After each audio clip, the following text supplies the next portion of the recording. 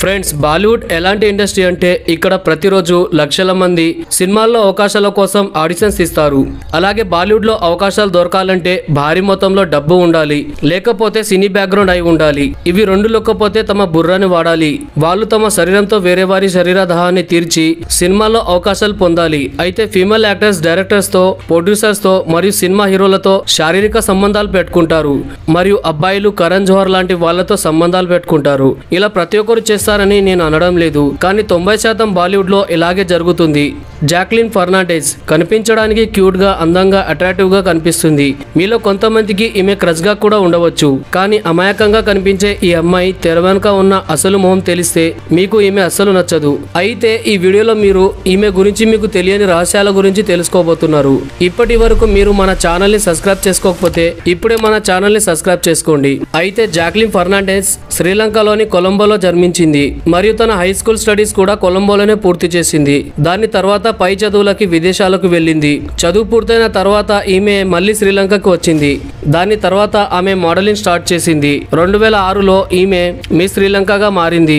అందుకనే ఈమెని Sri Lankan beauty అని కూడా పిలుస్తారు. మోడలింగ్ సమయంలో ఆమె బ్రాన్ దేశానికి చెందిన రాజు అయిన హసన్ బిన్ అలీ ఖలీఫాతో సంబంధం పెట్టుకుంది.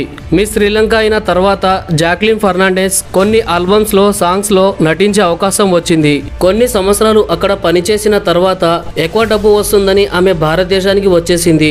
బాలీవుడ్ లో పని చేయడానికి ఈమె ఆడిషన్స్ ఇవ్వడం స్టార్ట్ చేసింది. అయితే ఎలాగోలా ఆమెకి అలాదీన్ అనే మూవీలో నటించే ఛాన్స్ వచ్చింది. ఈ మూవీలో రితేష్ దేశ్ముఖ్, సంజయ్ దత్ మరియు అమితాబ్ బచ్చన్ తో పాటుగా పనిచేసింది. కానీ ఈ మూవీ చాలా దారుణంగా ఫ్లాప్ అయింది.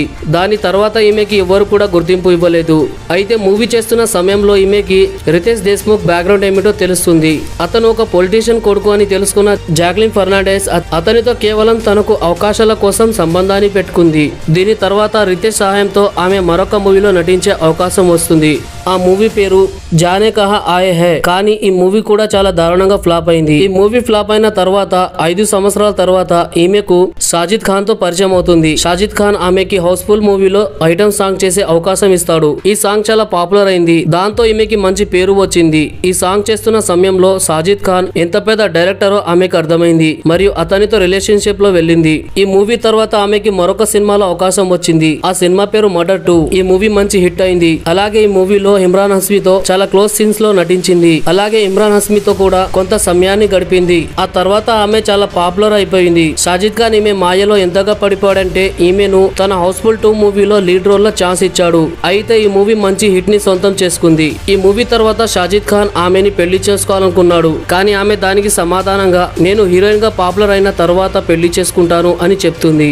అప్పుడు సాజిద్ ఖాన్ తన ఫ్రెండ్ అయిన అబ్బాస్ మస్తాన్ తో తన ఫ్రెండ్షిప్ వల్ల జాక్విలిన్ కి రేస్ 2లో ఛాన్స్ ఇప్పించాడు మరియు రేస్ 2 మూవీ కూడా సూపర్ హిట్ అయింది. ఈ మూవీ హిట్ అవడంతో జాక్విలిన్ ఇక తనను ఎవరు ఆపరు అని అనుకుంది మరియు సాజిద్ ఖాన్ తో దూరం పెంచుతూ వచ్చింది. సాజిద్ ఖాన్ తో దూరం పెరిగిన తర్వాత ఆమె సాజిద్ నడియాడ్వాలాతో సంబంధం పెట్టుకుంది. ఇతను సాజిద్ ఖాన్ కంటే పాపులర్ దర్శకుడు మరియు దాంతో పాటు నిర్మాత, స్టోరీ రైటర్ కూడా. మన తెలుగు మూవీస్ ని హిందీలో డబ్బింగ్ చేసే గోల్డ్ మైన్ ఛానల్ ఇతనిదే. సాజిద్ నడియాడ్వాలా తర్వాత ఆమె బాలీవుడ్ లో కొత్తగా వచ్చే అమ్మాయిలకి ఛాన్సులు ఇచ్చే హీరో సల్మాన్ ఖాన్ తో పరిచయం ఏర్పరచుకుంది.